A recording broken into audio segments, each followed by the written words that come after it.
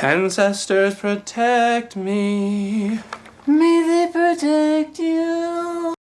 This is getting out of hand. Now there are two of them. I'm a ready teddy. Well, get bent, turkey.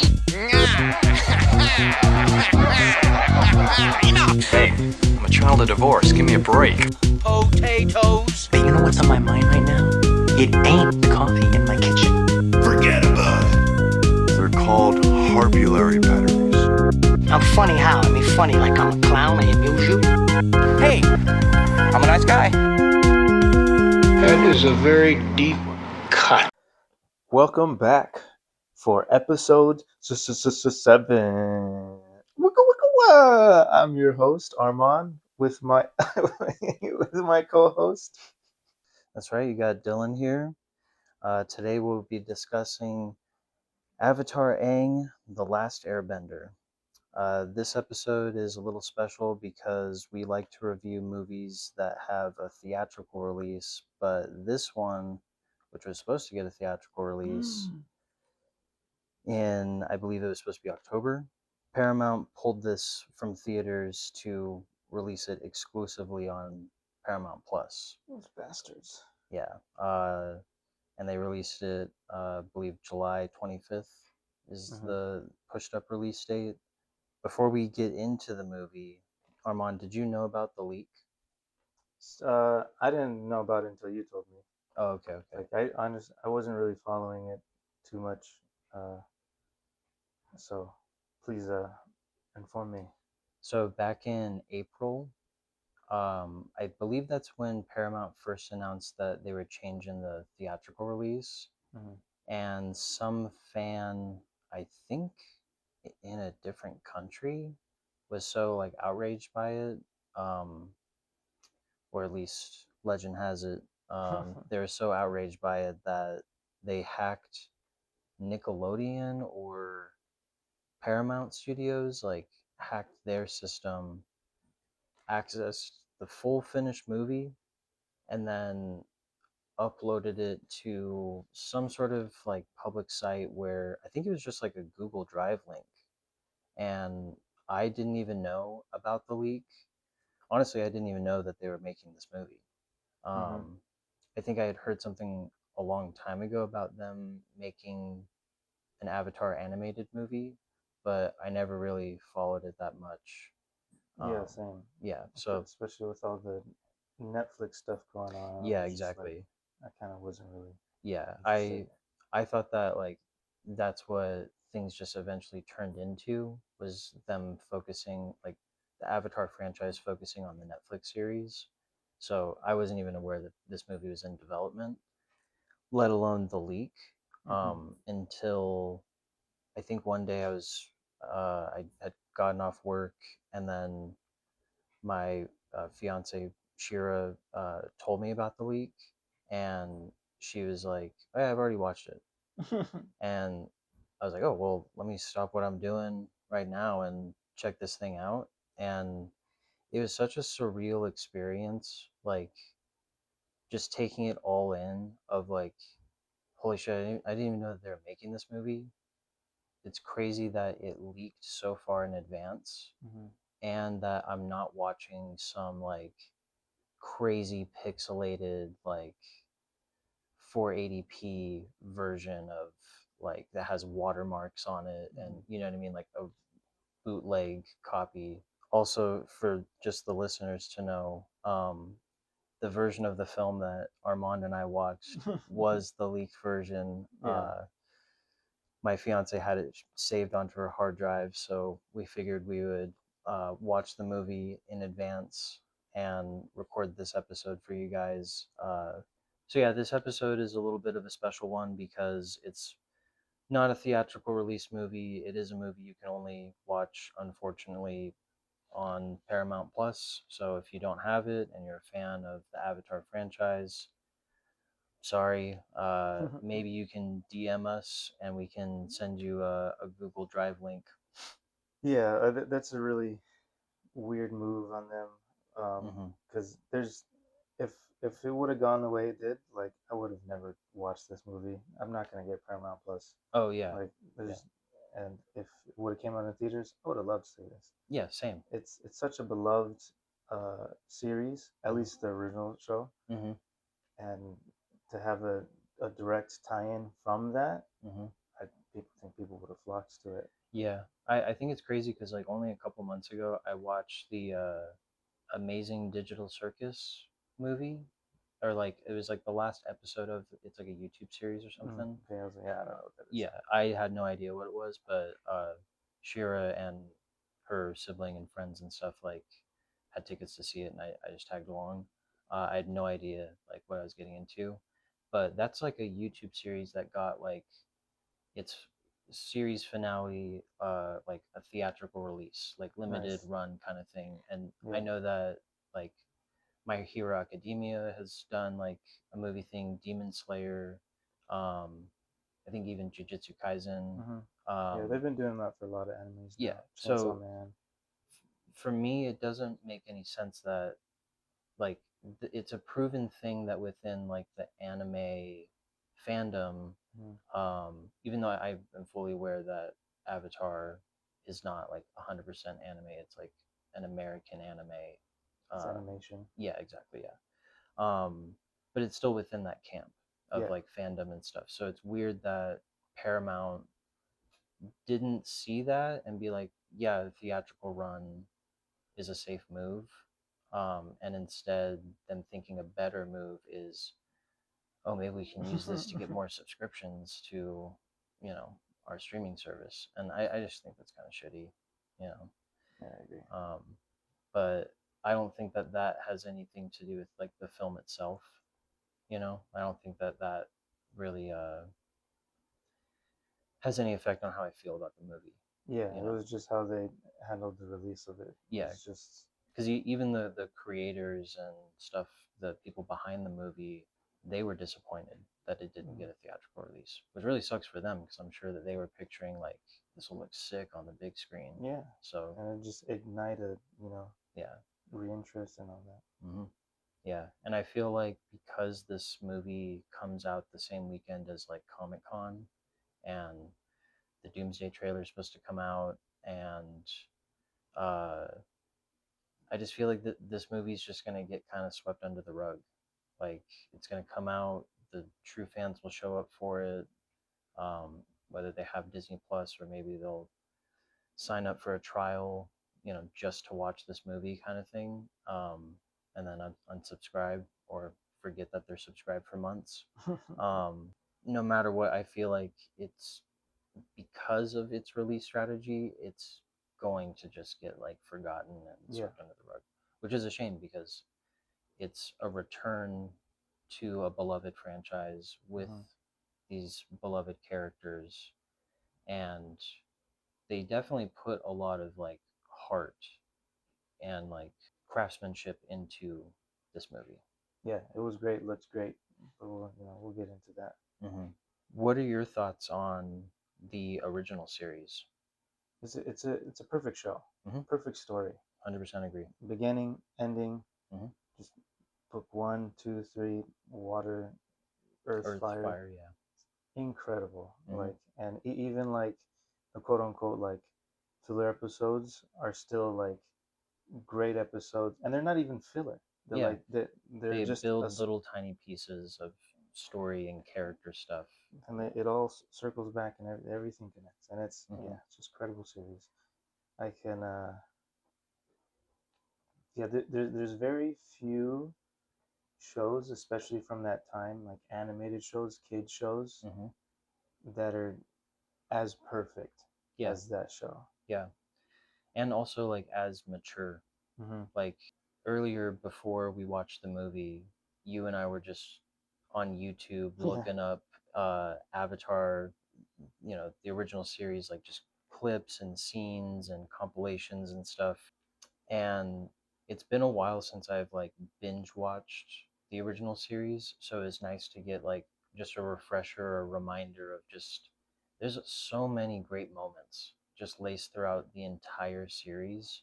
And I agree with you, like you said, it's like a perfect three-part story of beginning that has like that is way more, I guess, like kid friendly and like innocent feeling and more like fun episodic adventures. I feel like that's where a lot of like the filler stuff comes into play.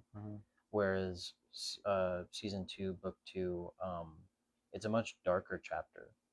You know, like a lot of darker things happen, unexpected twists, and then it all builds up to a perfect, just last season, you know, series finale. Everything, how everything ends, feels so well earned and deserved, and nothing feels like shoehorned in there. And all laced throughout it is such like mature philosophical messages and themes and like yeah, things that are just make you view the world in a certain way. And It's yeah, very relatable Mhm. to everything that humans have done on Earth.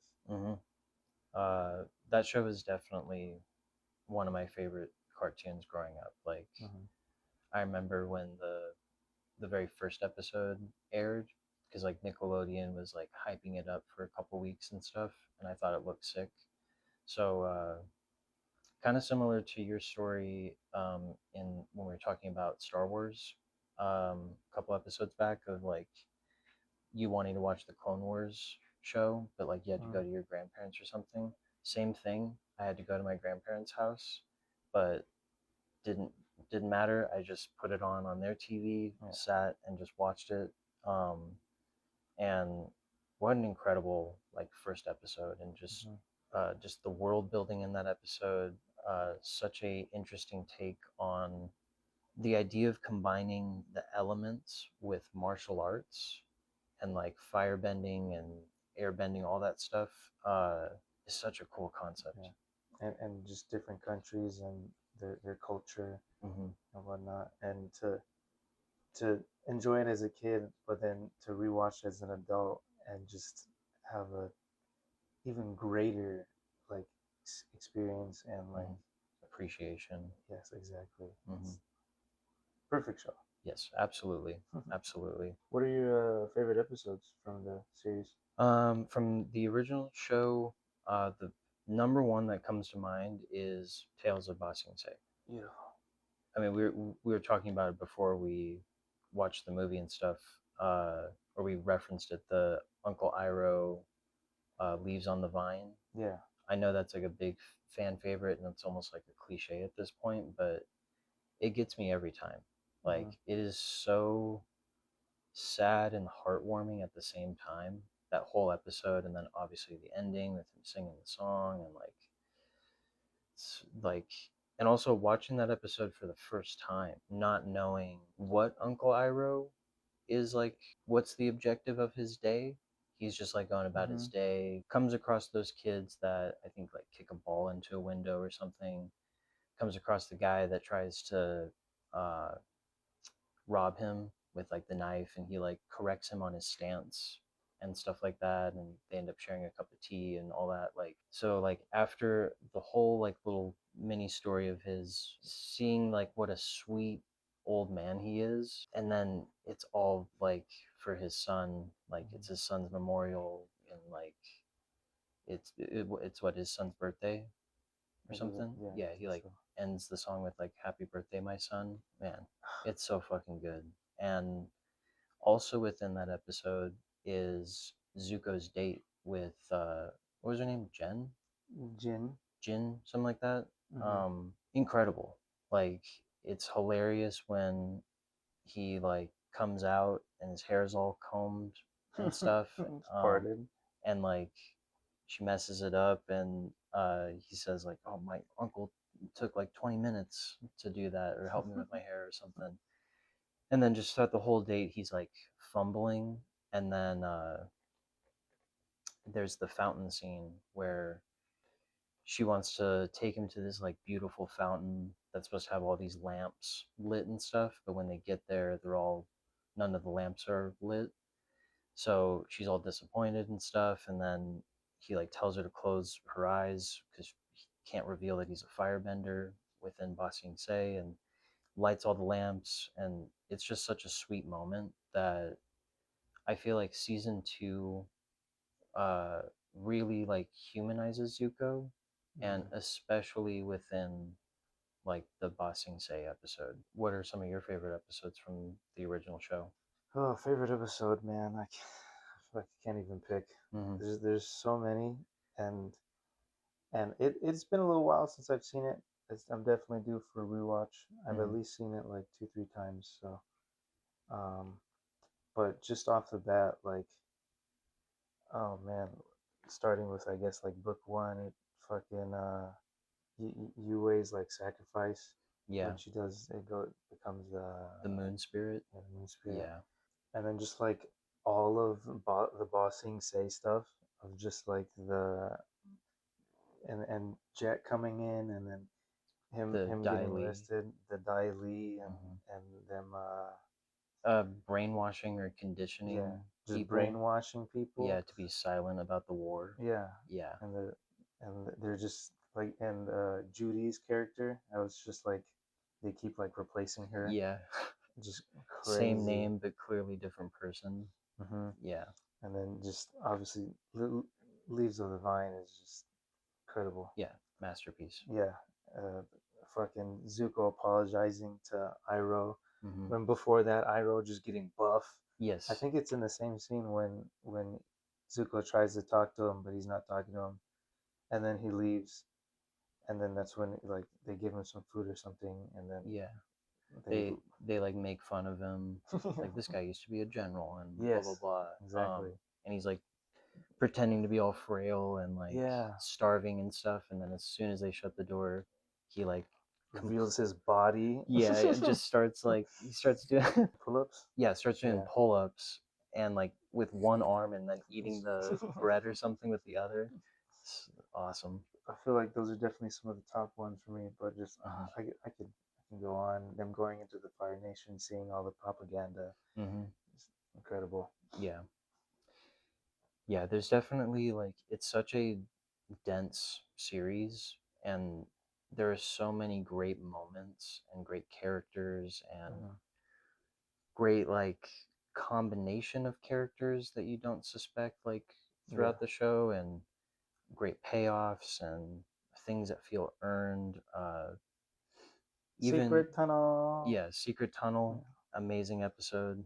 Yeah, what an incredible series. That wraps up our pre-movie talk.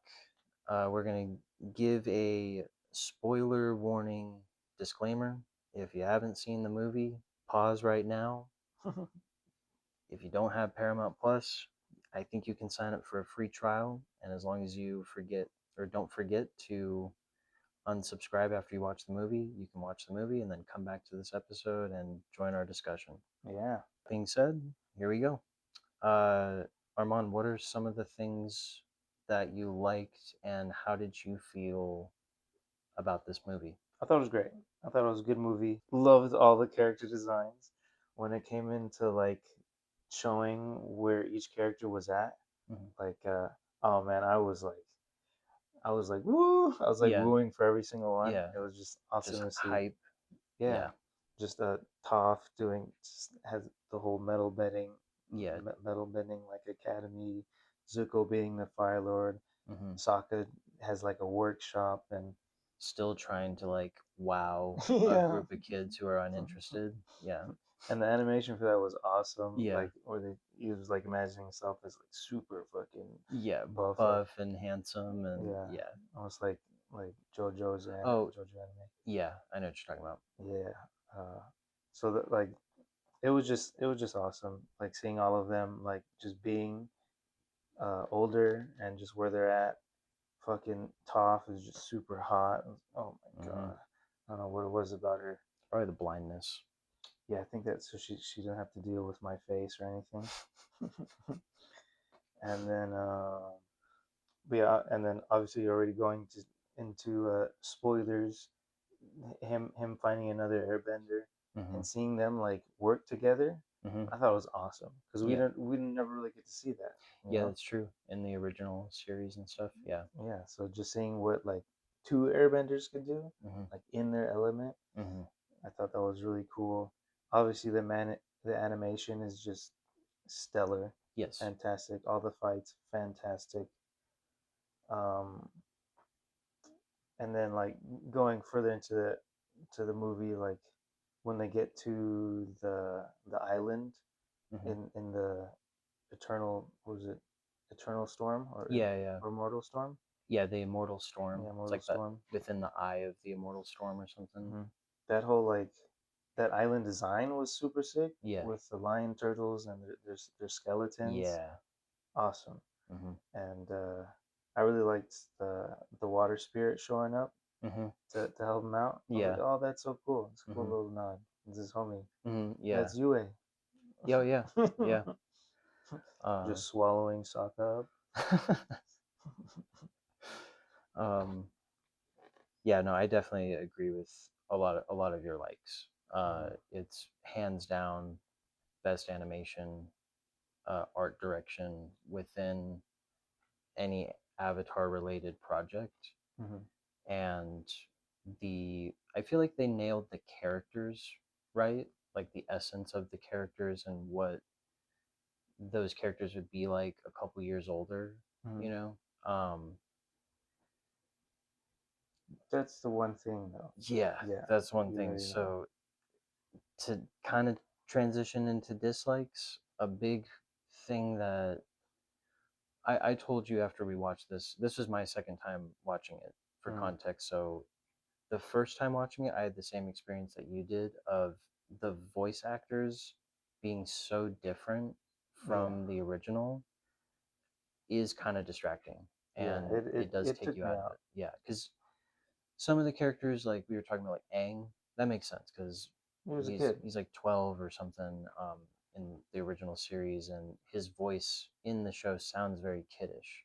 So in this, I don't know how old he's supposed to be, like maybe late 20s, I'm actually not sure. maybe early 30s, somewhere around there. But it would make sense to recast him because I think they also had a kid actor play him in the original He series. just has a deep ass voice now. Yeah, I mean that would have been cool Yeah. if they just got the same I'm people. I'm sure it would have meshed perfectly. Yeah, Or even if they did the thing where like when we saw Aang when he was younger, to have the OG actors yes, for that, like seeing that time, I think Mhm. that would have been awesome. Yeah, that would have been a nice touch that made the complete voice actor change a little bit easier to like digest and accept. Yeah, and I will say that like the one for Sokka, was pretty good, Yeah, I agree. and then there were times where like Toph and Katara like sounded like very close to like the Yeah, original. you kind of forget. Uh-huh. Yeah, And but Zuko is, I think, the most distracting because it is sick that they got Steven Yeun, yeah, but he also already voiced Avatar Wan in Legend of Korra as like the first Avatar, and that was cool that he did the voice for that character. But it kind of doesn't make any sense that like he's voicing older Zuko when Zuko is already what, like 16, 18 maybe in the original show. yeah, So Dante Bosco's voice uh, would still perfectly fit um, Zuko, and I feel like Zuko has such a distinct voice too that it's casting Steven Yeun, like he sounds nothing like him. They're voice actors. If they needed to add a little more gravel to their voice, that's their job. Yeah, exactly. They can do that. So yeah, and no shade to like Steven Yeun or like any of the other people. They did a great Oh job. yeah. You know, no doubt about that. It's just, you know, we're already connected to what these characters sound like. So it's Yes. just like it's like yeah, it does take you out of it and it's distracting. But I will say, upon second time viewing, it is much easier to just accept and engage more with the story and stuff like that instead of just getting so hung up on. yeah, kind of like the Holocaust. Nope, it's actually really nothing like the Holocaust, actually. But I'm glad you have some kind of understanding of what I'm talking about. I did like that they cast Dave Bautista as Taga. I thought that fit really well. Yeah, and my other favorite like voice casting choice was Ki Hu Kwan Mhm. as whatever Avatar. I think in my notes it's The one with the Jane. Yeah, glasses. the one with the short one with glasses. It just looked like him, Yeah, just yeah, with like a mustache. yeah, white hair. Um, but yeah, it. I thought that was just a fun little cameo kind of thing. Mhm. There Um, was a lot of actual like actors, at least, voice actor cameos like yeah. Taika Waititi. Taika Waititi, that one took me Mhm. a sec to realize, Mhm. with it. He's like a Ronnie Chang. yeah, yeah. Um, yeah, there's some fun ones in there. The Taika Waititi one is probably my least favorite one, just because it feels a little bit shoehorned in there, and really only the main point of that scene is he launches them Yeah, into the temple that's like in the sky and stuff. and being comedic, Yeah, it's like which a comedic beat, which if you think Taika Waititi is hilarious, you're in for a real treat yeah, in this movie. that is one thing. I didn't think his scene or his comedic beats were. I didn't think they were Yeah, that funny. yeah, I didn't hear a chuckle from you. No, I actually did like his voice for that character. Hmm. I think it fit in just just that wild whatever kind of Yeah, animal. spirit animal thing. Yeah, Yeah, so I thought that was cool. It was just like I think the comedic part of that character was just a little too much. yeah, over the top. Yeah, and that Yeah, but that's exactly what Taika Waititi yeah, does. and also in other anime things like I don't remember which one of the two Demon Slayer movies. I remember there being a sequence that was kind of similar, where it's like this is a little bit silly and goofy and over the top for comedic, some kind of comedic purpose or Yeah, something like that. So watching it this time, that came to mind, and I was like, oh well, this is kind of just like falling into something that's like an aspect of like the anime genre and stuff like that. hmm And it's during that part they're in like the spirit world or something, so yes, things it's a little can more. be kind of like kooky and crazy and stuff like that. That makes sense, Yeah. honestly. And then my last favorite thing is Aang's opening scene. Not the flashback thing, but just the fight scene in his like temple that he's Hmm keeping all the relics and stuff. He's like the equivalent, like Avatar's equivalent of like a Jedi master. hmm And it's so sick seeing like that's like the first thing that you see of Aang, like Yeah. of him getting into action and stuff, using all the elements, going into the Avatar state at will, you hmm know? Yes, every time. It's And awesome. yeah, it's just it's so sick to see the growth that that character goes through in the original series like pay off like right from the get-go of like this guy's a master at his craft, he's I will say, I feel like, and don't get me wrong, it was awesome. I loved seeing him at this power level. mhm. I feel like he should have been a little more powerful though. Es- Yeah, I es- agree. especially with the Avatar state, Hmm. because like every time we see him in the Avatar state in the series, he's just decimating things, Yeah, right? yeah, Just yeah. completely, even destroying stuff. Hmm. Like, and like obviously he has more control now, right? Hmm. Way more control. Yeah. Um, but even then, I I do feel like he just could have been more powerful in that Avatar state. Yeah. The scene specifically that kind of put this thought in my mind was, and they're falling, and then the big mountains coming down on them, Hmm. and like he goes into Avatar state to like escape from it. Yeah, all he uses is just firebending to escape the path from it, Yeah. and but we've seen him do that without even being in Avatar state. Hmm. So that's why that was the only like that was when I was like, oh, I feel like he could have, I don't know, done something crazier, Hmm. or it could have shown him just using all the elements all at once. Because Yeah. usually that's when he was in the Avatar state, he's using all of them all at once. Hmm. I feel like we the Avatar state was cool, but he was still just kind of using one or two. Yeah, at a time Hmm kind of thing. Actually that kind of ties into one of my I guess like bigger complaints with this movie is to give. I know a lot of fans shit on Legend of Korra, Mhm. and all agree like season one's great, season two's all right, season three and four are not that interesting in my opinion.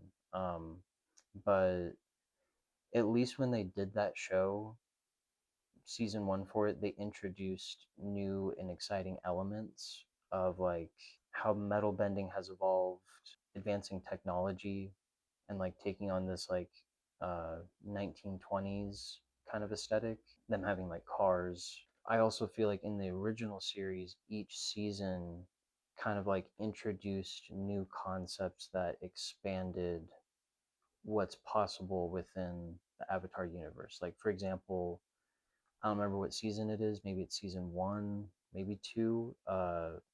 The bloodbending Mhm. one with like the witch lady. Mhm. Um, crazy cool concept because when you're first watching the show, especially as a kid, like Yeah, you're not thinking she like, was terrifying. yeah, yeah, you're not thinking like there's water in your blood. So if you're a waterbender, that means you could manipulate someone's blood and stuff like that. Like, Or 70% water. yeah, yeah, Just exactly. make someone explode. Yeah, exactly. Yeah, if they really want to get terrifying with it. They've always expanded stuff and like shown us new things, or even in season two, Toph creating metal bending. I remember Mhm. like as a kid, that was mind blowing to That me. was Of like, awesome. holy shit, she can do that! Like, or fire bending with lightning, Mm. like all that stuff. Like they've always kind of expanded stuff, and I feel like the movie, despite them dedicating a whole movie's runtime, they don't really do anything that like expands True. new ways of combining elements, or like snow bending isn't a thing. Mhm. Or like, you know what I mean, like Yeah. they don't really like advance things, but they're also in somewhat of a creative box because Legend of Korra takes place after the Yes. events of this stuff. And they definitely made this as a connective tissue Yeah. between that. You can Hmm. see all the foundations and steps. Yeah, for like Republic City and Yeah, yeah. just the world building that Hmm. we end up in Yeah. Korra. Yeah, the I think towards the very end of the movie, you see the tower being built for like the Air Temple Island, Hmm. like on the outskirts of Republic City, Yeah, and that's where later on in Legend of yeah. Korra, like Katara and Aang, they're just having sex there and doing all kinds of crazy stuff, pooping yeah, on airbenders. yeah. That actually might be a good segue for a theory I have about this movie that I pitched to you while watching it. Hmm. So the main premise of this movie, a big thing with Aang, that the movie's plot hinges on, is Aang wants to no longer be the last Airbender. He wants more Airbenders, and he wants to restore his culture. And Hmm. um, every time it got brought up in the movie, you and I would look at each other and be like, "Well, why is like him and Qatar are Yeah, together?" populate. Yeah, you want, and it's also crazy to know that like later on in Legend of Korra, they do eventually have kids, and Tenzin is an Airbender. Hmm. So it's like we know that they can repopulate Yeah, and like have Airbender children and stuff like that. And Tenzin's kids are also all Airbenders. So like we know that he is going to continue. his Yeah. line and everything. So that also does sort of undercut the weight of this movie because we Mm. already know where things are going. Um, but my theory with this is that uh, this isn't in the movie, but my theory, Aang and Katara have been talking about wanting to repopulate, wanting to have kids, but they haven't. They're both still virgins, Oh yeah. and I don't think that they're married in this. So maybe one of them is like waiting for marriage or something, but then along comes this shirtless buff dude who's also an airbender. Jeez. um and now Aang is now thinking the answer to all of his problems is this staff. which is a double entendre for the MacGuffin in the movie and Who's Wiener? a gay love affair between him and Taga, which suspiciously sounds like something to do with tugging. I didn't make that connection, but I Yeah. like that. I like that a lot. Yeah, so I Trying don't know to- if that's like a weird hidden like agenda. yeah, There's a hidden agenda. to make us gay. They're trying to hint at like Taga is trying to convert Aang to be gay with him. Yeah. They can float around in the air together, and all that stuff. Ride my staff. Yeah. uh, but that also could just be me being, you know, It's silly a and fun funny theory. with it and stuff. It's just there's a lot. I feel like if you really dissect it in all seriousness, you can actually make a case in point for that. Oh, for sure. Yeah, because I think it was one of the My Hero Academia movies. I watched it and they full on did something like that too, where it's like they like give it some kind of like gay undertone, which I'm not saying is a problem. Whoa, dude. It's just what are you trying to say? No. What's wrong if I want to jack you off right now, bro? What's wrong if Aang wants Taga's staff to Taga's staff? To Taga his staff. But yeah, so that's just something I kind of picked up on. That I was like, Wants to get in I his wonder angle. if they're trying to say something here. And after things go so sour between Aang and Taga, Aang at the end of it is like, you know what? I'll just bang Katara. Yeah. You know, that's how we'll repopulate. Mm-hmm. A couple other things though was like it was definitely very predictable. Like I Yes. saw pretty much all those beats coming, Mm-hmm. but like it makes sense though. I'm not necessarily complaining. Mm-hmm. I'm just pointing that out. Like I definitely saw that like oh no this guy's gonna be the main bad. Mm-hmm. Like he's gonna turn, and then once like Katara like right before or like right when Katara confronted him, even before he revealed like that, I was like, and then I thought back to the when Aang was like, how'd you get trapped in only an avatar can make that? Yeah, I was like, oh, that makes sense. Yeah, The he was the avatar villain and got trapped by the previous avatar. And exactly. Yeah. So and but either way, like I think I still think that's awesome though, like an evil airbender. Yeah. And it being the one that he finds. Of course, he's gonna fall head over heels in love with this guy's staff. You know, he's looking all over for this staff so he Yeah. can tug on it. Yeah. A staff to share. Yeah. Yeah. Share with my new bro. Yeah. But yeah, Someone I to thought Taga with. Yeah. But I definitely agree. A lot of the things that happen in this feel kind of predictable and safe, and I think an aspect that plays into that is a lot of the things that happen within this movie we've already seen in previous Avatar stuff. So like I have a little list that I made. Number one, Avatar being preserved in ice for an extended amount of time. They just changed it from 100 years to what, 5,000 years or something. And it's like, okay, that's cool. We've seen that. Monster spirit fight, like kaiju style, like Aang turns into a giant blue spirit thing. Taga's a giant evil spirit thing. We've seen that in Legend of Korra, book 2, with like her uncle that like takes on the evil spirit and stuff, and they have like a kaiju battle.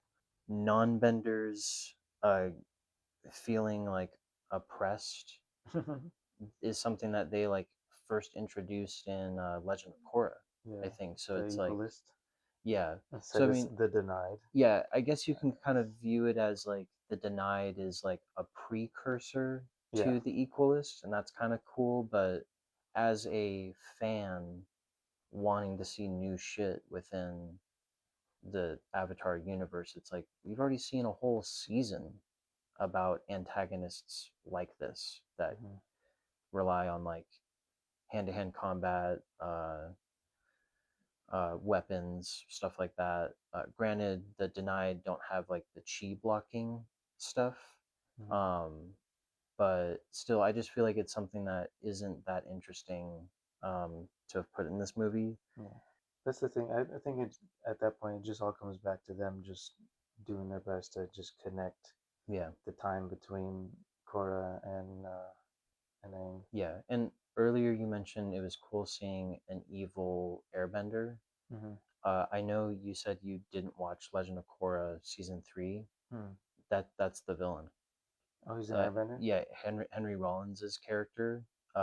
He's an airbender, but Oh, like it's like after season 2, because Korra leaves the portal open between the real world and spirit world, yeah. people start getting bending all of a sudden, and that guy gets airbending. I think his name is Zahir, and yeah, throughout that whole season, it's like an evil airbender is Oh. the antagonist. So for you, yeah, it was I was cool. like, oh, wow. Yeah, I've yeah. never seen this. But for me, having watched that season, it's like, oh, yeah, it's cool, but we've, Yeah, and you know, you're just meshing the ideas from this yeah, into. from previous projects and stuff. And there's a couple more that I noticed when we were watching, but I feel like I've listed enough to kind of like get my point across Yeah. that it just sort of retreads a lot of things. And then my one last dislike that I will say is Suki should have been Yeah. a part of the main cast because in season 3 she's like full on like part of Team Avatar, Yeah. and her and Sokka are a They're fucking. couple. Yeah, exactly. No, she So definitely deserved to be there. yeah, I and she like pops up at like the very end, but at the has no lines. She's just in the yeah, background. you just see her. Yeah, And yeah, literally when I saw, it, I was like, "Oh, there you are." I yeah. was like wondering where you were the whole movie. Mm-hmm. Would have loved to see her in there. Mm-hmm. Uh, besides that, like my only other like question that we kind of like talked about was like why uh Tugga disintegrates at the end. Yes, that doesn't make a whole lot of sense unless it's some sort of logic of like he's connected to Avatar Sodom's temple Mm-hmm. in some way, but then it's like but he was frozen in the ice for 5,000 years, in the real world, and that temple was like hidden away in the spirit world. Mm-hmm. So I was also very confused on that of like why is he disintegrating with and like I don't know. It's kind of confusing, but it also doesn't really matter Yeah, because I think you could chalk it up like a bunch of different ways. Like the spirit world door was open and he was there, hmm and so it obviously, oh, the spirit world's open, so it's gonna make all kinds of weird stuff happen, hmm such as give people bending randomly, yeah, yeah, So, yeah. I mean, it's definitely kind of like a head scratcher, but I also don't think it's super detrimental to the yeah, movie because it's also like no matter what, the guy's just he's gone. yeah, Like we're not gonna see him anymore. He was the villain for this movie, and then yeah, I don't think Dave Bautista is ever gonna come back to voice this character. So yeah, something I would have rather them do is dive into the aftermath of the 100-Year War, of like mhm, trying to rebuild and like repair the damage yeah, of. and like just renegade factions. Mhm. That's what I thought it was gonna be when it first opened, and it was like. Oh, Aang gets attacked by the Yeah, Denied. because that lady was using what, like fire arrows? Yeah. I was like, oh shit, some rogue like Fire Nation people, right? Mm-hmm. But no, it was just like normal people. Mm-hmm. So I was like, oh, okay. Yeah. Yeah, that would have been cool. Yeah, people that like prefer for the nations to all be divided and don't want something like Republic City Yeah, becoming a thing. and they're just still loyal to Ozai, Yeah, stuff yeah. like that. Yeah, something like that I think would have been cool. Or yeah, just I feel like uh them the intro that they do of like they give a quick little recap of the original series, and then it's like and then we made the world a better place. Mhm. And it's like, well, that sounds easy. Yeah, You know? especially all the themes you put into the original series. Yeah, exactly. Doesn't really seem like something you can just do overnight, and Mhm. I just feel like there's a lot of rich story potential in, You can't just glaze over it. yeah, and what we do focus on throughout the majority of the runtime is like plot devices and things that we've kind of already seen throughout the Avatar series, and it doesn't really do anything to like expand the overall lore and stuff. And just the time period. And the time period, yeah. Mhm. Because it is a time period within the Avatar universe that we haven't seen. Mhm. I don't know how many years this is supposed to take place after the original series, but I would assume it's like well over 10 or something. That reminded me though, the intros with them like doing the elements, Mhm. and then it's them, but then Oh, like as the blast, kids, yeah, and then it changes to them as adults. Yeah, fucking awesome. yeah, it Oh is my sick. god, Yeah. that was so cool. Yeah.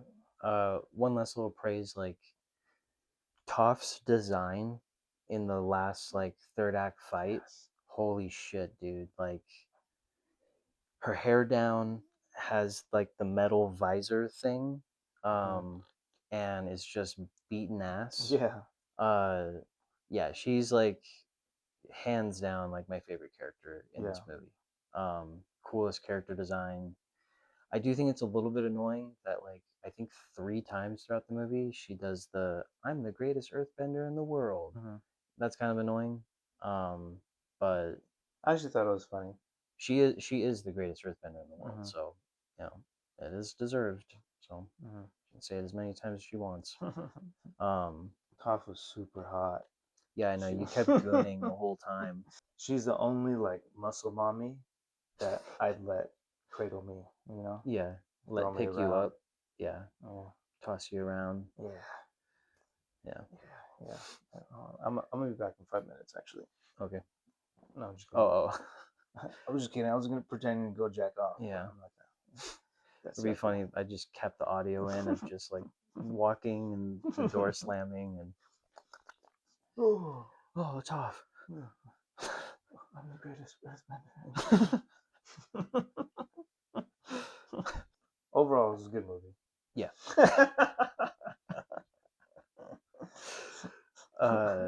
Yeah, I agree. Like overall, great addition to the, you know, Avatar, Last Airbender, franchise.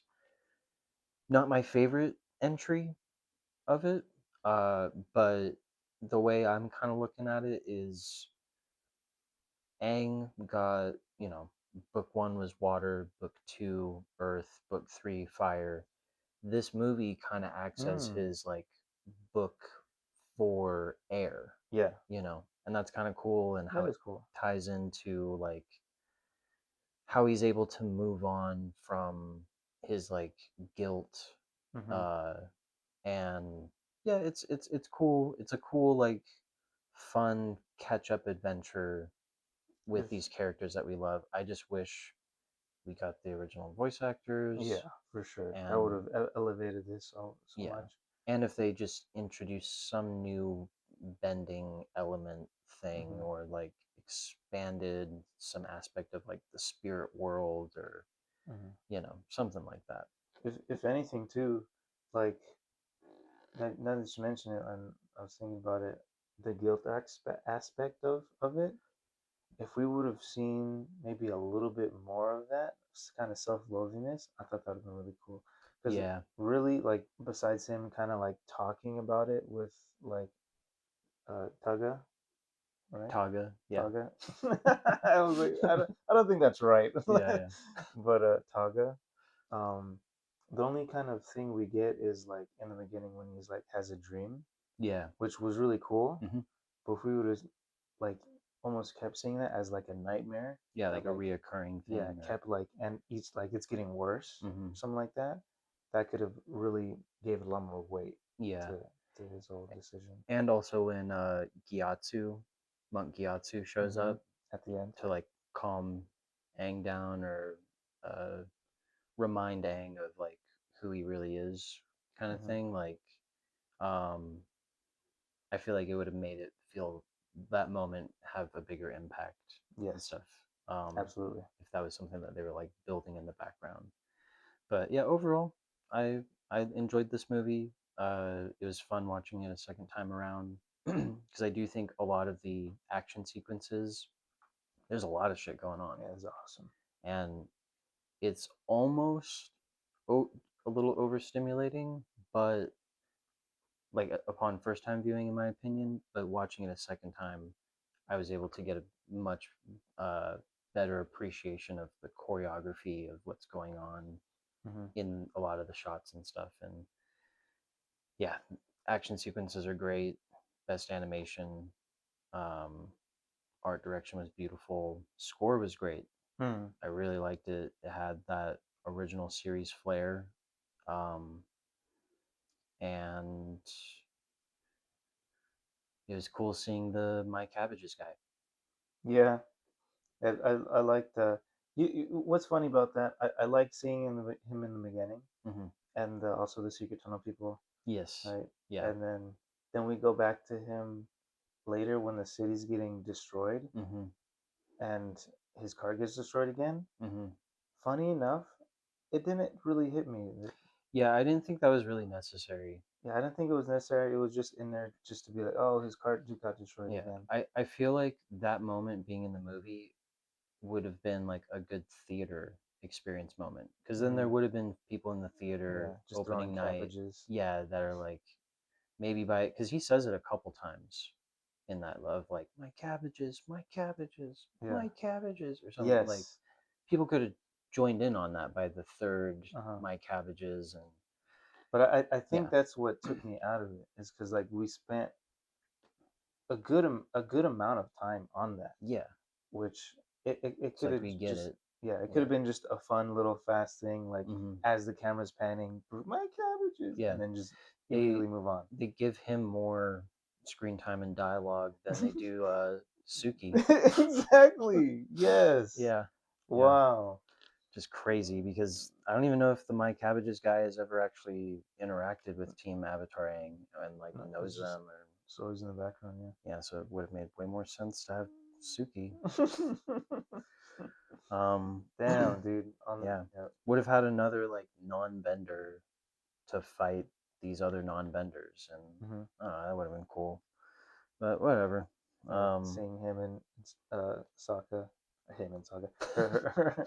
yeah, seeing her and Sokka as a couple, or it would have been cool too of like Aang and Katara, their relationship worked out. What if like Sokka and Suki's relationship didn't work out? Oh, that would make me But like, sad. but they have to work together in Mm-hmm. this movie, kind of thing. Like That would have that could been have been interesting. that But would have like been cool character development. just having her in there, I feel like uh, would have made a bigger difference Yeah. in just the overall team dynamic and Or fan even service. or even an explanation like oh like she is doing her Doing priority is the Koshi Warriors. yeah, they're off doing some shit. Yeah. Yeah, Just yeah, nothing. Like literally none of the characters even mention hmm, her. Right? yeah, including Sokka, who has Yeah. yeah the most reason to. Hmm. So Armand, what would you rate this movie out of 5? I'm gonna give it a 4. I was originally I was kind of gonna give it a 3, or like a 3.7, just because like it's hard to do the 1 through 5 because a Yeah, 3 just sounds so low, yeah, but it but a 4 sounds too high. sounds exactly Yeah, 4 sounds too high. I'll be honest, I wrote in my notes 3.5. So we can start That's so introducing funny. decimals. So yeah. Yeah, but then I also thought about it and like, oh, cause okay, well, I'm also trying to think about this through all the movies we do, right? Like, Hmm. what what warrants a 5? You know, Yeah, what warrants a 4? A 4 is like near perfect but not perfect, but then also it's like, well, I feel like a 3 or anything within the 3 realm is comparable to the I mean, it's all right, like that meme. yeah, You know, like but that's also something like you wouldn't really want to go and watch again. Like if at least for me in my own head, if I put it at like, oh, it's all right, that Yeah, kind of yeah. feel, that's not Well, something I would go would and would you watch watch again. this movie again? I would. Okay. Would you download Paramount Plus to watch this No, movie again? I would not. So it's definitely not a 5. No, it's not a five. Um, I'm gonna stick with my 3.5. Then I'll do 3.7. 3.7? Yeah. Okay. So then a 7.2 Nice. out of 10. Nice. Yeah. I think it's good. It's fair. Yeah. 7.2 out of 10. I feel like you're thinking that's a little too high, Yes. but I'm thinking it's okay.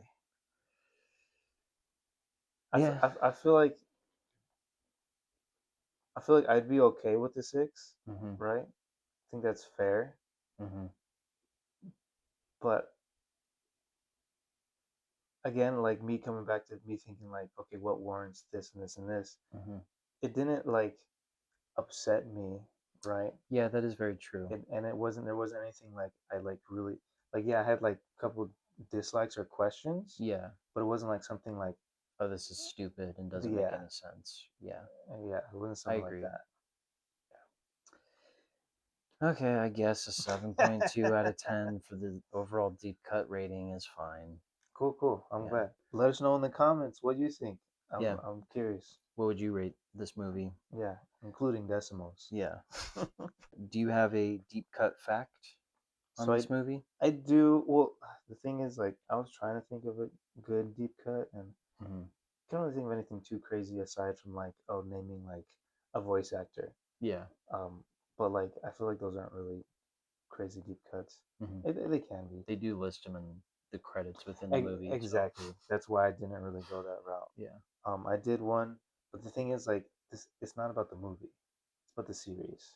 Okay. And That's fine. and at this point in time, if you're already an avid fan, most people already know. If you're like a casual fan, maybe you won't. Hmm. But Dave Filoni worked on the original series. I'm sure That's you right. knew that. Yes, I did know that. Yeah. Hmm. So like, and he directed like I think 8 or 9 episodes. He was a director and a storyboardist. Yeah, for like season 1, right? He did the pilot, Hmm. um, but not just season one.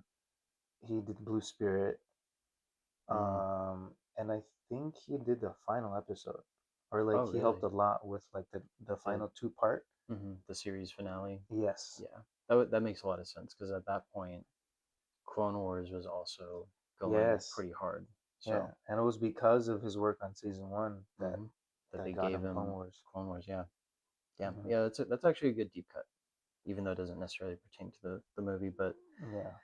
my deep cut, same thing. It's also kind of not really that much of a deep cut because it's something that people can make the connection if they're paying attention to stuff like the credits. But one of the big animation studios, Flying Bark, Hmm. they worked on the Marvel What If series. Mm. So I don't know if you picked up on it, like kind of similar to the X-Men 97 uh, series. They're like making it look like it's 2D animated, but in all actuality it's a 3D animated thing. Hmm. And that's how they're able to do like pan the camera around the staff and you Hmm. get this like 3D, um, Cool.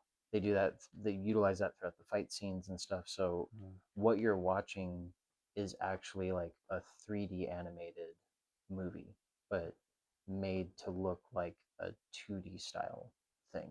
Hmm. So I thought that was kind of cool that you can kind of see similarities in art style and stuff, and like the fluidity of motion and stuff, the line work and stuff, like how it is in the What If show Mm. compared to the animation in this. Yeah, that is cool. I will say this animation is far superior than What If Oh, animation. 100% agree. Yeah, there's also another studio that helped out with this. Good. Avatar Studio. I didn't even know they made their own studio Mhm. until I Oh, saw that. this would actually be a good time to inform you about the next Avatar project, Hmm. Avatar and the Seven Havens. Yes, I started reading up on it a little bit. Yeah, Just right after Korra, basically, right? Well, it's I think a couple decades because I think supposedly Korra does something that is basically that like triggers like an apocalypse. So like Maybe leaving the spirit world and the real world enters open, one. yeah. So Probably that. the whole show is gonna have this like Mad Max post-apocalyptic backdrop, which is pretty sick. But the main avatar, it's supposed to be two twins that are earthbenders, I think, and one of them has like one leg, has like a wooden peg or something like that, and both of them have like spirit animals that are these like cat-looking things. It looks like it could be really cool. Like Yeah, that, it's just gonna be nothing like what we know at this yeah. point. But that could be what makes it cool. Is like Yeah. it's kind of reverting back to the original series where everything was divided, um, with the Earth Kingdom, Fire Nation, Water Tribes, but now it's like these seven different strongholds throughout the globe, where like the last bits of human civilization exist and stuff. Mm. Um, so it's at a point where people are most like disconnected kind of thing spiritually, um and like with the elements and stuff like that, so I think that could be cool. I think it could be cool, and I'm just a little wary. Yeah, same. um but I guess we won't know until they start putting stuff out for it. Yeah. But They I am excited that they started Avatar Studio, which hopefully means a promise of we're going to get more just Avatar content and expansion and stuff like that. Mhm. So speaking of which, I know they're supposed to drop a bunch of information at the San Diego Comic Con, which is July like 20 something. Oh, for Seven Havens. Yeah, just all of Avatar in general. Sick. Oh, they're doing like a whole presentation. I believe so. Yeah. Hell yeah. Somebody. But by the time this episode comes out, that will have already happened. So Yeah. So yeah, type in the comics what happened. Comics. Type in the comments what happened. yeah. And what you're most excited about? Yeah. Just to touch upon it. Did you watch the Netflix live adaptation ones? Yeah, I watched like a majority of the first season and thought it was a much better adaptation than the M. Night Shyamalan Oh, movie. no, that's trash. We don't even need to talk about Yeah, the no, M. no, Night. nope. It's not worth Doesn't. anyone's time. Nope. Ong, crazy. But yeah, much better adaptation. They do have to condense a lot of episodes into each other and mesh a lot of storylines, but there are some instances where I'm like, oh, that actually makes sense. Like it makes sense that they're blending like I think like the Jet storyline with I can't even remember at this point. They like blend it with like Jet's introduction episode with like the freedom fighters and stuff. They blend that with like another episode in the first season, and it actually works really well, in my opinion. The Blue Spirit looks sick in live action, and the CGI is pretty cool. My thing is like I'm not a fan of Netflix shows in general. Like I even dropped off with like Stranger Things, and um there's just a certain quality to them that I just don't really like and think is worth watching. And Besides Daredevil and Punisher. yeah, at the time when they were coming out, but that's because like Daredevil season 1 on Netflix is like so different than what we were getting in the MCU at that time. Yeah, You sure. know, and had way more like mature rating and themes and stuff. But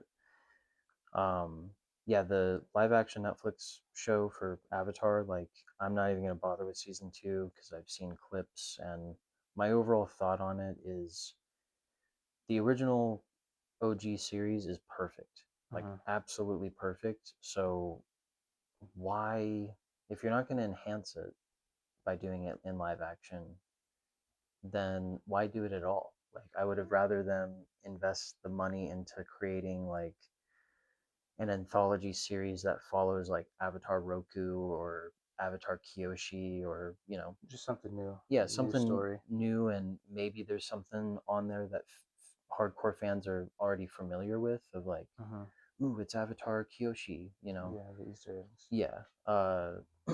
But yeah, trying to do a one for one remake, it's kind of like them doing the live action Moana movie Yeah. or the live action How to Train Your Dragon. It's like, if you're just going to do a one for one remake, what's the point? Like, I Yeah, don't no, understand the logic behind that.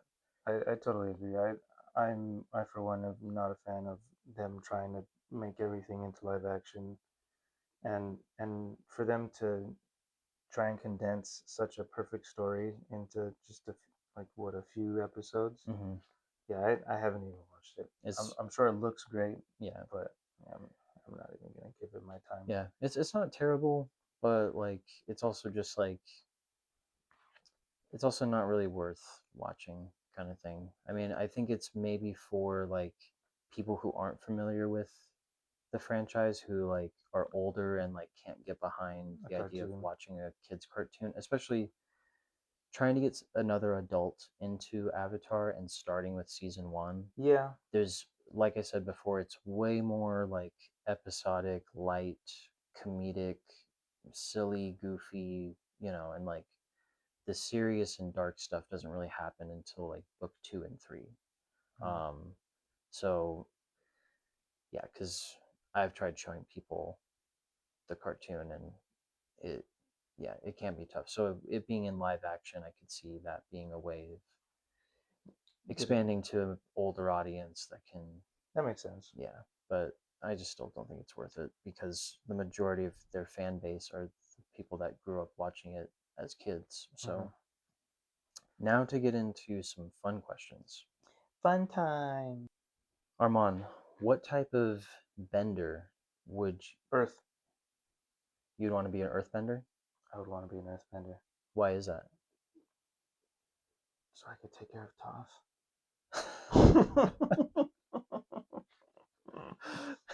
But besides that, I just think it's so badass. Honestly, all the just all the things they can do, and like just just the way it looks, it's Yeah. just so badass. Dude, when we were watching like the compilation stuff, Toph is so fucking sick. Like when she's like lifting up all those tiles to use as shields and Yeah, stuff, and they're just they're like just rotating, yeah. just And it then just looks so fluid. yeah, It's rock, like it's solid rock, and just using it like yeah, like it's water. yeah. And then like I don't know what episode it is, but the part when she like busts through that metal door, but then uses the metal door to create a whole metal suit, and then just takes out all those like firebenders. Um, yeah, earthbending is pretty sick.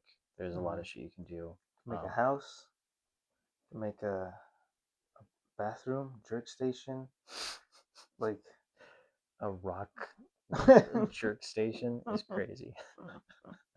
but see, I make it sand, make it nice and comfy, you know. Make it nice and dry and coarse. Yeah, if you go waterbending, Get everywhere. yeah, exactly.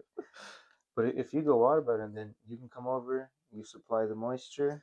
Nah, dude, I'm going firebending. Firebending. Yeah, dude. Heretic. No, man. Together we can make glass. That'd be sick. That's true. And then Some like peepholes. firebending, you can do electricity, free electricity for life. That's true. Um, So destructive. not if you contain it. Mhm. If you're at peace with yourself, and you can contain the fire. I feel like I could be a good firebender, but at the same time too, I do get frustrated and angry a lot. So there could be some destructive days for sure. Anything that'll what's the word now? Incentivize me Yes. to not lose my shit. Yeah. That'd be so tough. Like being a firebender in like dense traffic, You know, not trying to blow up your car or other cars around you. Yeah. Dang, I didn't think you would go firebender. Oh yeah, 100%. Yeah. I like the I think it's like the dancing dragon episode in book 3. It's when like Zuko like loses his like bending basically, like because he stopped hunting the avatar. Um and he realizes that like It's not just rage. yeah, like for the longest time he's been only using hate and rage as like his main fuel for his firebending. So him finding a new source, a more powerful source, that's just awesome. And Yeah. it's something that I just really resonate with because working on projects and stuff, like uh there is like a you know I got something to prove type thing when it comes to certain projects like the band that you and I play in, and like for doubters in the past that I've experienced, whether it's like friends or some bully in high school or whatever, like um there is like a burning rage in me of like I want to prove them wrong so fucking bad, you know. Some fire behind your eyes. Yeah, exactly. So um but yeah, so for sure firebender. Yeah, I think that'd be Cool. really sick. Yeah, no, that hearing you explain it and just thinking about it more, yeah, that's you. Yeah, you explaining the rock jerk station, that made it click for me. If anything, for Earthbender, you have to be really grounded, right? Yeah, that is very true. Yeah, And I do feel like I'm and a pretty cool thing grounded. about earthbending is like anywhere can be your home, because earth is like everywhere basically, unless you're in the middle of the ocean, then you're kind of fucked. But even Well, with that, just lift the underneath that ocean, is a some shitload earth. of rock. Yeah, Mhm. is a shitload of is a potential jerk station. Yeah. And I got all the moisture I need. Yeah, with a little salt added to it too. Ooh, tangy. Rehydrated. In your opinion, who would win a fight to the death? Team Avatar Aang or Team Avatar Korra? So I'm going to go over what the roster would be. Okay. Team Avatar Aang, you got Aang, Katara, Sokka, Toph, Zuko. Fortunately, I also had to leave Suki out because of numbers. Damn, kind of weird, dude. Sorry, it's a number thing. I'm trying to make things even and fair. Hypocrite. Team Korra, we got Korra, Mako, Bolin, Asami, and Tenzin. And Tenzin, okay. Mm-hmm. So, Fight to the death. Yeah, and that's exactly what makes it difficult. If it Mm-hmm. was a fight, it's Team Aang. Yeah. If it's fight to death, they're not gonna kill them. Yeah, that's going to be Aang's Achilles heel, is that he's not going to be willing to kill anyone. He's literally the strongest member of that team. And yeah, I feel like Korra is a way more ruthless. Like, it'd be way more within her character to kill someone versus Aang. But then you got team members like Boylan, Bolin, yeah, and Mako. Do shit to any single one of those guys. Well, actually, no. Because okay, my choice is I think it would be Team Korra, and here's my thing with both Mako and Bolin, they're literally trained fighters. With like the uh, pro bending that they do and stuff. True, yeah. So they're literally like trained to fight. Versus like, and also they were born on the street, and like their upbringing was like on the street and stuff. So they know how to fight dirty. Whereas Zuko, war. Go ahead. Zuko was like academy trained. You know, he's an excellent fighter, but he doesn't know the dirty secrets, kind of thing. Yeah, I get you. Properly trained, kind of thing. Yeah, no, and it, your argument is solid, and honestly, like I can't argue against it. You know, if anything, the only thing is like, Team Avatar, they literally fought in a war, and like war is like a whole nother beast uh, than like professional fighting, you know. Yeah. Um, but then again, you just come back to it. They're not gonna kill them. They're Yeah. not. They're just not those people. Yeah. None And of them also are. in this scenario, I don't know if it makes a difference. Sokka does have his meteorite sword and Mm. his boomerang. Yeah. So and Sokka, but by the end of the show, is an incredible fighter himself. Yeah, and strategist. Yes. But Just I do think Asami, who would fill that role as the strategist within the team, mhm. is smarter than Sokka, because Sokka is kind of He's a little silly. a silly dumbhead sometimes. Took out combustion, man. That is very true. Mhm. That is very true. It's one of like the best feats. He took out a whole fleet of Fire Nation ships. Airships, yeah. Okay, all right, all right, all right. But it's to the death. Yeah, and because of that, Team Aang would lose. Yeah, I think it'd be a close fight.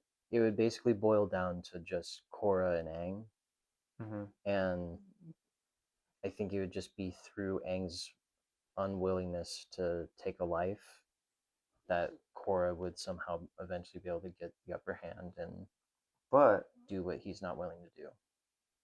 But then again, too, like if someone from Team Korra kills Katara right in front of Aang, yeah, that's an emotion he hasn't experienced. mm-hmm, Mm-hmm. mm-hmm, That's true. losing his wife or girlfriend, whatever they are Yeah, at this point. the breeder. Yeah, losing his prize breeder. But the only other thing that we're saying is to the death, but he was supposed to kill Ozai, and He just took his bending took away. his bending away. Yeah, which is a fun little loophole to exploit. Of Maybe he could take Korra's bending away, but then she's just not any other bender either. She is also an avatar. plus, I think by the end of the series, she gets the same ability to like restore people's bending or Mm-hmm. something like that, because she herself loses her bending at one point, but obviously gets it back. Yeah. So So I feel like there's a bit of an argument there mm-hmm. for like the kind of loophole thing with Aang, like not killing Ozai and taking his bending. But at the end of the day, yeah, no, they're not gonna they're not gonna kill. So Yeah. Korra is, And Aang would also, if Aang's fighting Tenzin, he's not going to kill his own son. There you go. Yep. In your opinion, what is the best fight scene in the original Avatar series? There's so many cool ones, but I gotta give it to the Agni Kai with Between Zhao and Zuko? no, for Zuko and Azula. Ooh, yeah, and yeah, Katara. yeah. Mm-hmm.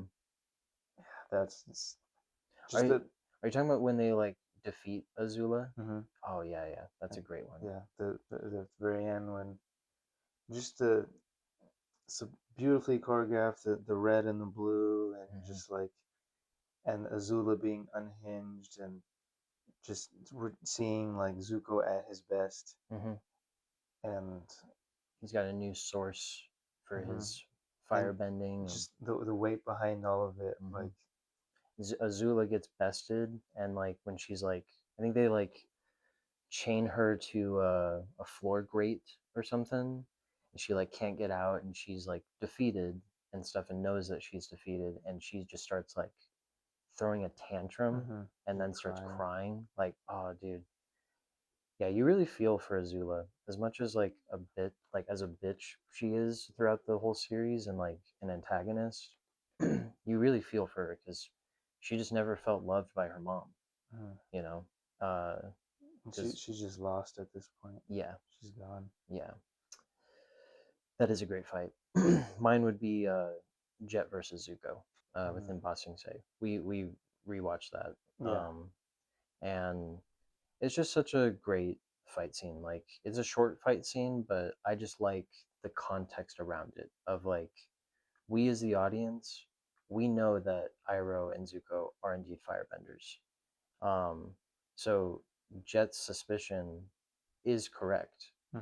And but it's like we as the audience, like you can side with either side of like if by that point you have a lot of sympathy for Iroh and Zuko, like you don't want them to get found out that they're firebenders and Ba Sing Se and all that. But then at the same time too, like you can sympathize with Jet because we already know his whole backstory with his family getting destroyed by the Fire Nation, and he's justified to hate the Fire Nation and stuff, and especially to like he doesn't know that it's General Iroh and Prince Zuko, but like,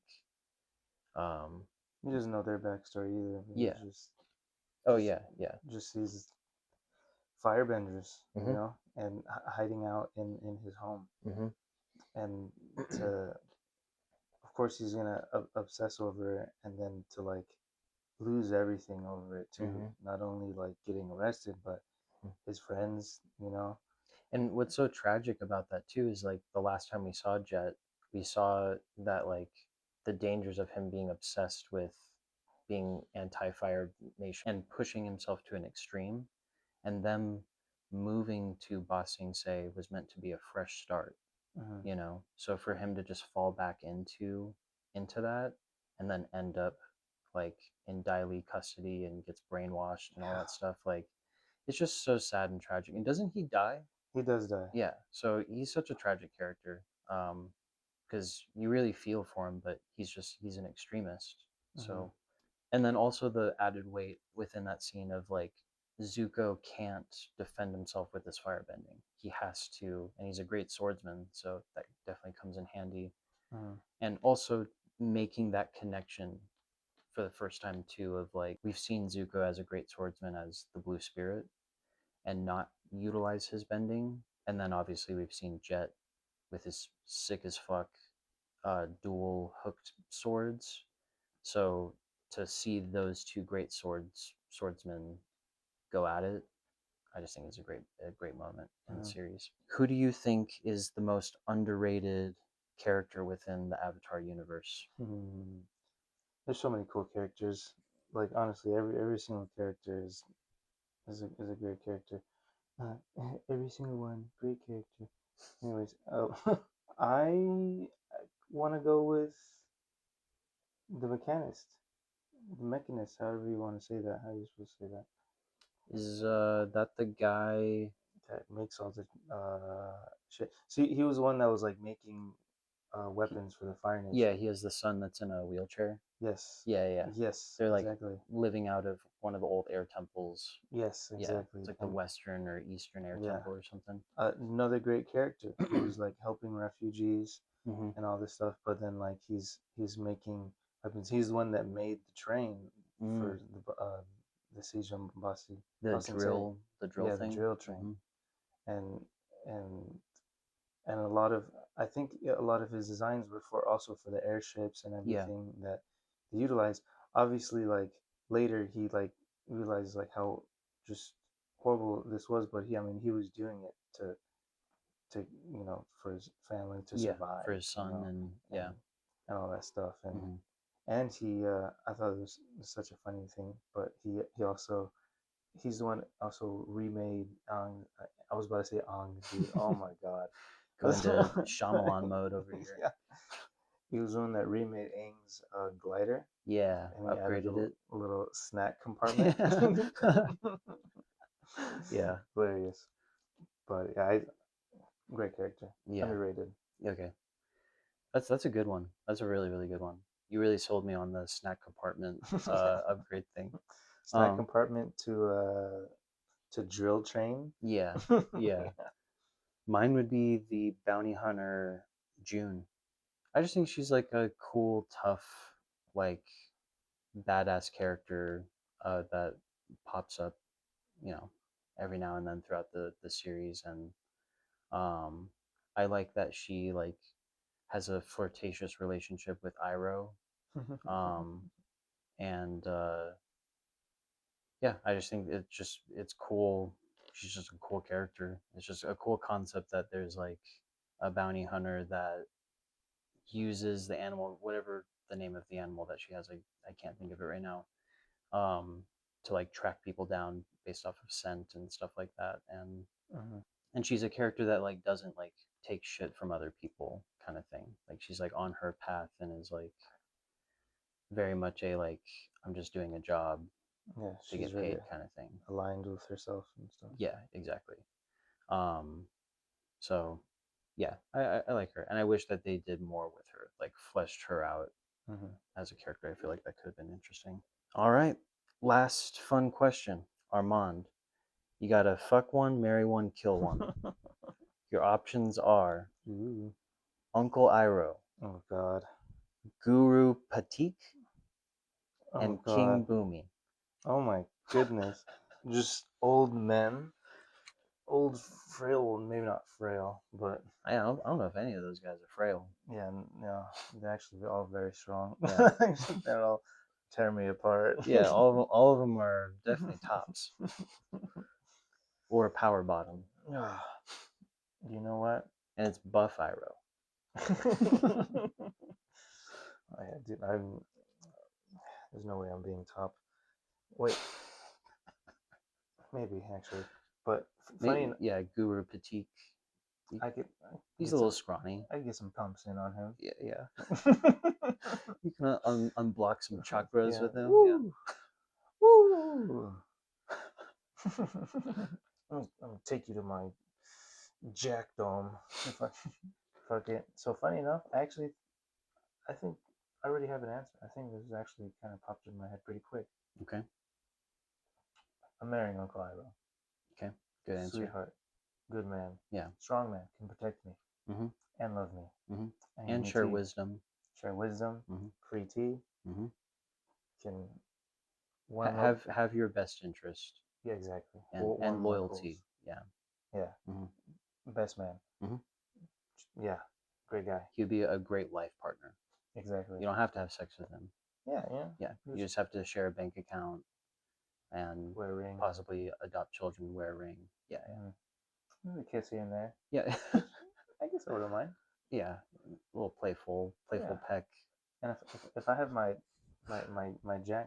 Jack sanctum, Mhm. like Oh, you're also an earthbender yeah. in this scenario Oh, yeah. too. See? What? I was Okay. born. Man. I was born bred. Yeah. I'm sure he'd love to, come light the place up, Mhm. Mhm. get intimate, Mhm. Brew some tea. brew some tea. Oh. Yeah. Yeah. Tell you some stories from the war. Yeah. Start crying about his son or some shit. Yeah. It's like, bro, I'm trying to jack you. Yeah. What are you doing to me? Leaves on the vine right now? Yeah. But so yeah, marry Uncle Iroh. I'm killing the guru, Okay. which I could probably if I So went. that means that you're having sex with Boomy? That crazy-eyed look. Yes, I know that might I could have gone both ways. Yeah. But I kind of went with like Better pray you're not Boomy. making eye contact. No, definitely not. But Boomy, he's a wild man. Yeah, that's the other thing too. He's That a laugh fun man. too. Yeah. So he could be a lot of fun. Mm-hmm. And in the sex game, who knows where that may lead, And sex doesn't necessarily per se mean that just me and him. Mm-hmm. Maybe we're having an orgy, and Yeah. sliding in and out places, slide into him. Mm-hmm. In Both there. earthbenders are showing each other our little, our jack domes. Causing each other to mudslide. So my reasoning was going with him because I thought he could be a fun time. Yeah, if you're gonna experiment in that way. I mean, I'm already fucking a guy. Yeah, you might as well. Someone with a good sense of humor and just laughing the whole time. yeah, going flat, cackling the whole time. Yeah, it's like a cackle snort. Yeah, so I mean, I guess you have a point there. Yeah, so that's where I'm going with it. Guru would be pretty easy to subdue and exactly. I could get the upper hand on. Yeah, I could again get some good pumps in on him. Yeah, but you're not gonna have as much of a good time. Yeah, no, I'm not gonna have fun. Yeah. That's right. That's a very good point. Yeah. So you did. Okay, I think I'd actually 100% agree with Oh yeah. with your reasoning and let me hear you describe it. No, I don't need to describe that. You literally just did. It's my perspective, All right, so that's it for this episode. Ending on a pretty high note here. And join us next week for the end of Oak Street. End of Oak Street. And also, if you made it this far in the episode, maybe drop a "my nasty dirty cabbages" in the comments, just so we know how long people are sticking around for these videos. And you'll get a prize if you do it. Yeah, you'll get a little shout out. Like, for example, we want to shout out our friends Cam, and he's, I guess, more of like a brother to you, Diego. Thank you guys for leaving some comments on our past videos. Really appreciate it. Y'all OGs. Real ones for sure. Down for the deep cut dive. Also, let us know what you guys think about this episode. If you guys want us to cover non-theatrical release movies, or if you guys prefer for us to just stick with theatrical release. I feel like it's easier for Armand and I to focus on theatrical releases. However, if we did start reviewing streaming content stuff, we could make more episodes and talk about more stuff. And so just let us know what you guys thought of this, what your guys' thoughts are on the movie if you got to watch it, what your guys' thoughts are on Paramount pulling this from theaters. And yeah, we want to hear from you guys. Yeah, we're having fun here, so we appreciate all you guys listening and having fun with us. So until then, you've been great. We've been Deep Cut. Good night. All right, bye. Bye.